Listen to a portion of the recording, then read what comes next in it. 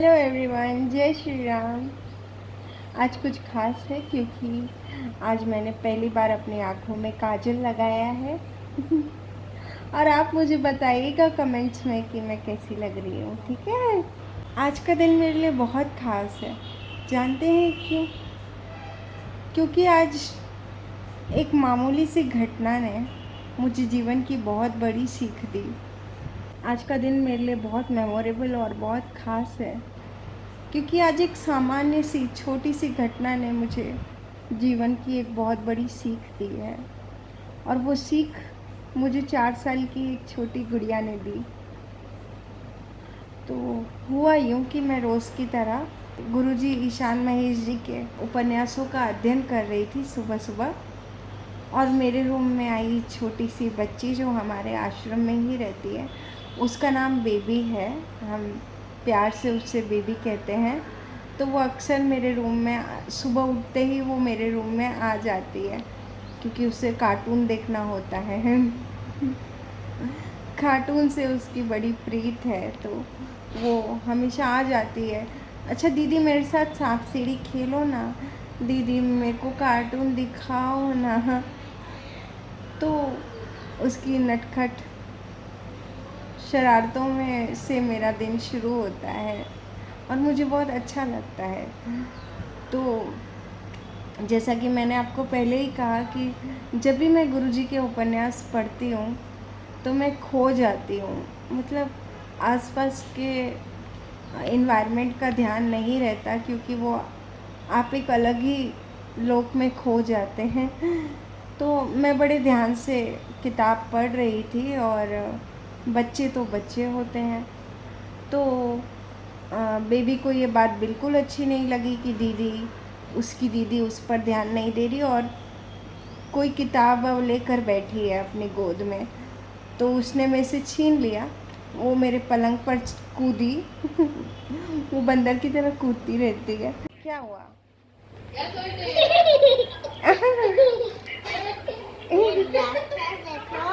तो वो मेरे पलंग पर चढ़ी और उसने मेरे हाथ से उपन्यास लिया और कहती है, दीदी आप मत पढ़ो, मैं पढ़ के बताती हूँ। तुम क्या पढ़ोगी? मैं पढ़ के बताती हूँ। मुझे बड़ी हंसी आई उसकी बात पे कि इतनी छोटी बच्ची ऐसा बोल रही मुझे। तो मजाक मजाक में मैंने भी कहा, अच्छा ठीक है पढ़ो, मैं देखूँ तुम्हें क्या समझ आ रहा है। जैसे उसने उपन्यास मेरे हाथ से लिया तो गुरुजी के उपन्यास को लेकर उसकी जो सोच थी, मैंने तो मजाक मजाक में कहा था लेकिन मजाक मजाक में उसने अपनी मासूमियत में इतनी गहरी बात कह दी जो शायद हम बड़े लोग भी नहीं समझ पाते। जानते हैं कि जब पहली बार उन्होंने बिन राम सब सून मुझे भेजा था, मुझे ये मैसेज मिला कि बिन राम सब सून आने वाला है मेरे पास, तो मैं बहुत ज़्यादा खुश थी। और उस समय मुझे एक मित्र का फ़ोन आया और वो उसने मेरी खुशी का कारण पूछा। तो मैंने कहा कि मुझे एक बहुत दिव्य किताब मिलने वाली है, जानते हैं। तो उसने पूछा कौन सी दिव्य किताब? मैंने कहा रामायण पर आधारित उपन्यास। तो वो कहते हैं रामायण तो सबकी पढ़ी लिखी है, उसमें क्या है? मैंने कहा नहीं, ये अलग है, ये अलग है। तो उसने कहा कि अच्छा चलो दिखाओ मुझे, ऐसा क्या है। तो मैंने उनको अमेज़ोन की लिंक भेजी।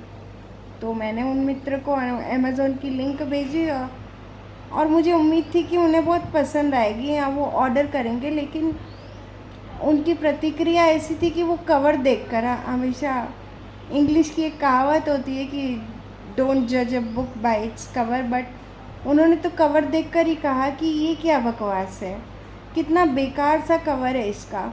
माँ सीता और शूर्पणखा एक ही कवर पर। लेखक क्या दिखाना चाहते हैं कि माँ सीता और शूर्पणखा एक जैसी है? कितना बड़ा नेगेटिव एनर्जी आ रही, मुझे बिल्कुल नहीं अच्छा लगता।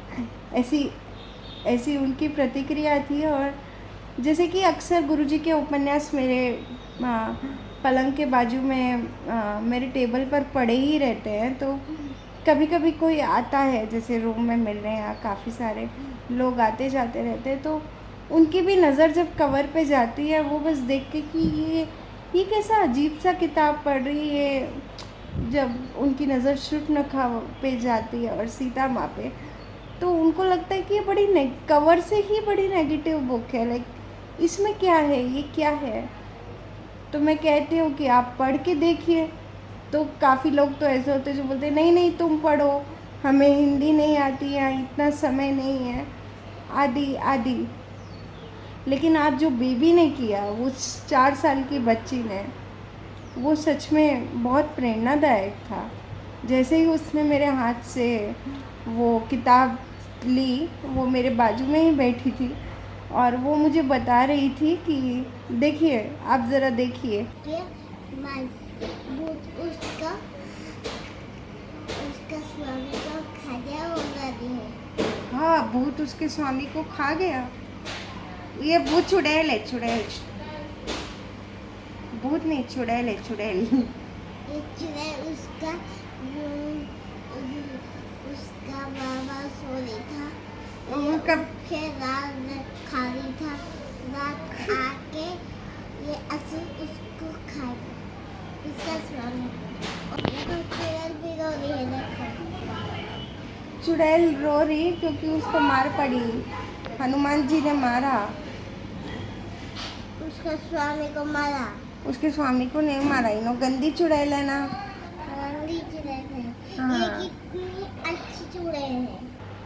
बेबी सिर्फ 4 साल की है, उसे हिंदी ठीक से नहीं आती है। आपको पता है कि बच्चों की अपनी एक अलग भाषा होती है। बच्चे कब क्या बोलते हैं अपनी टूटी फूटी भाषा में, समझना थोड़ा मुश्किल होता है। वो मुझे आधी हिंदी और आधी उड़िया में कुछ बोल रही है अपनी अलग भाषा में। जब वो मेरे पास आई थी तो बैकग्राउंड नॉइज़ बहुत था, हो सकता है आपको समझ में ना आए।